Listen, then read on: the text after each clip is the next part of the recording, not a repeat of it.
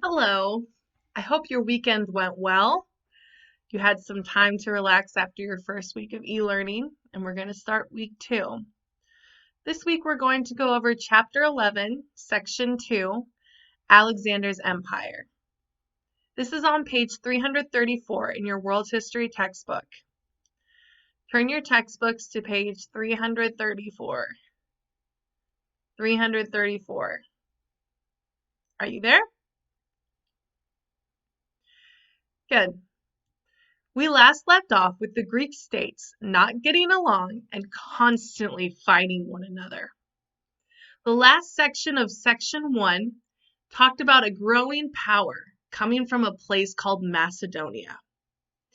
Well, today we're going to talk about that growing power by talking about the Prince of Macedonia, Alexander. Well, today we're going to talk more about his father, Philip. But first, a little bit about Alexander. The start of this section tells the story of when Alexander is 12. He watched his father barter or trade over a beautiful black horse.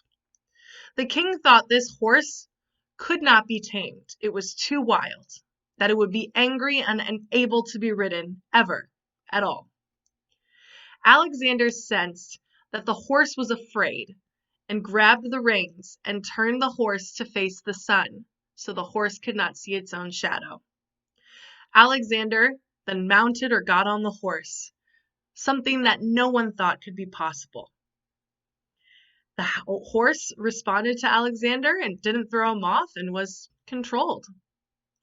Alexander was gifted the horse by his father, and the horse was named Bucephalus. I might have said that name wrong, but that's what we're going with.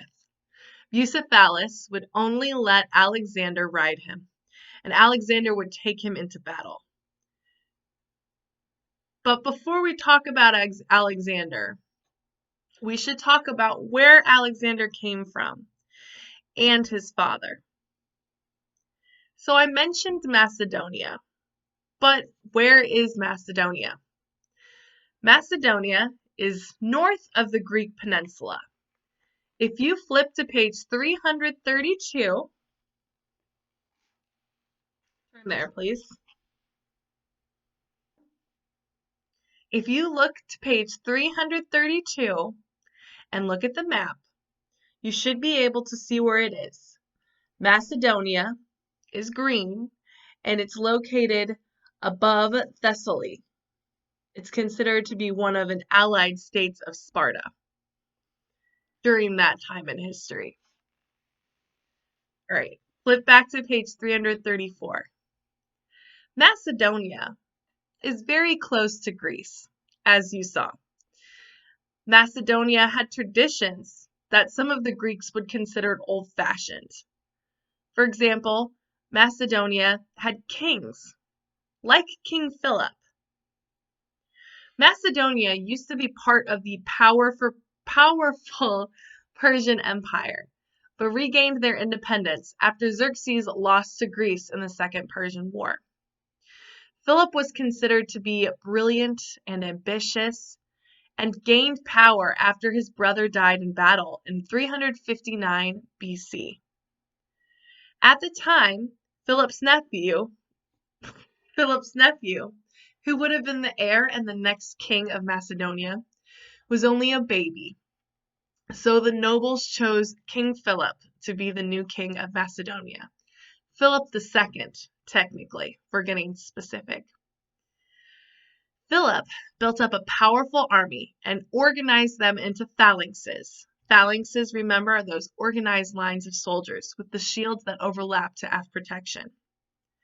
When King Philip was younger, he actually was taken hostage and as a hostage in Thebes, which is a place in Athens. While he was there, he was able to observe a very famous military general of Athens and was able to see Athens' military tactics. Based off of that knowledge, he received quite an education on military and strategy. He used those tactics and adapted them and improved on them in Macedonia. Instead of a traditional spear that the Greeks used, Philip gave his men 18-foot-long pikes, or sarissas. 18-foot-long pikes, or sarissas. 18 feet. That is like 3 Mrs. Bulwarks in length.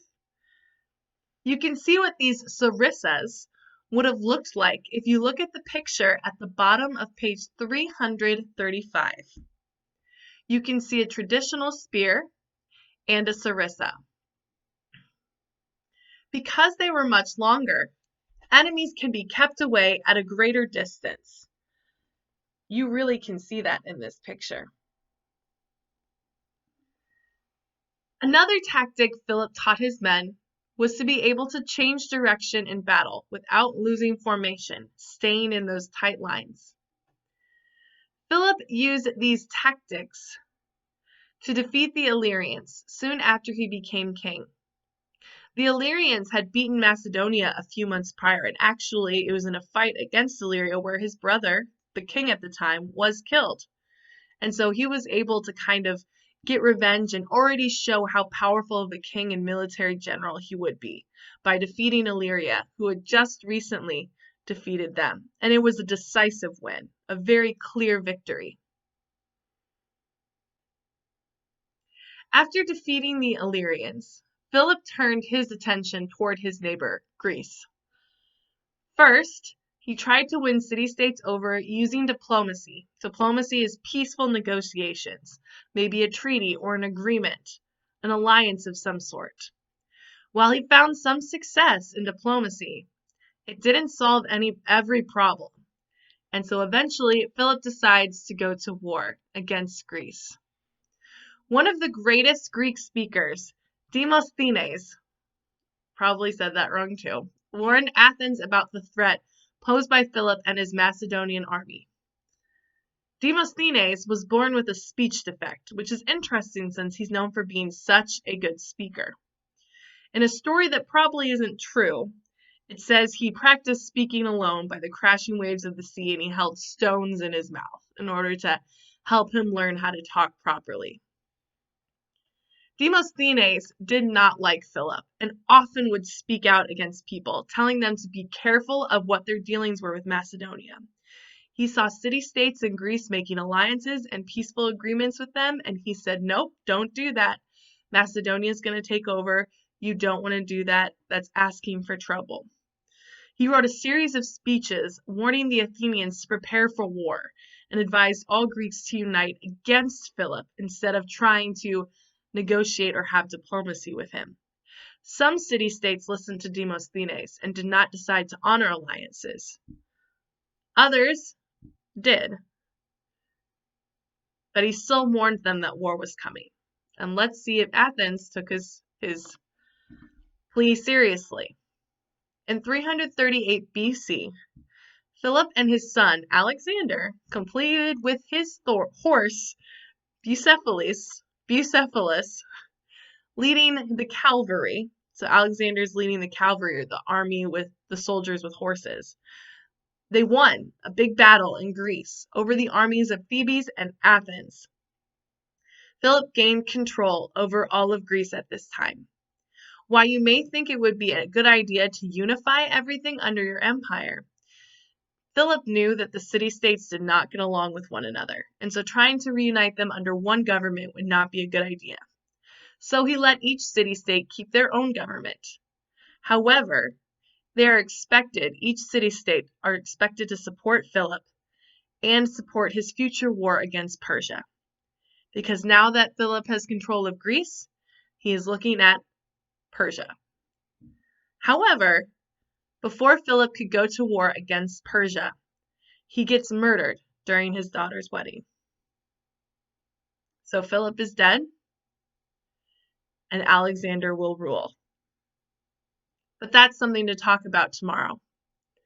So we finished the first section of our book, first section of first section of section 2, Alexander's Empire. At this time, or on Wednesday, you can work on questions 1, 4, 5, and 9 of the section notes if you wanted to get a head start. If not, I have you scheduled to do them on Wednesday. I hope you learned something about Philip, and tomorrow we'll talk about Alexander, his son. Have a nice day.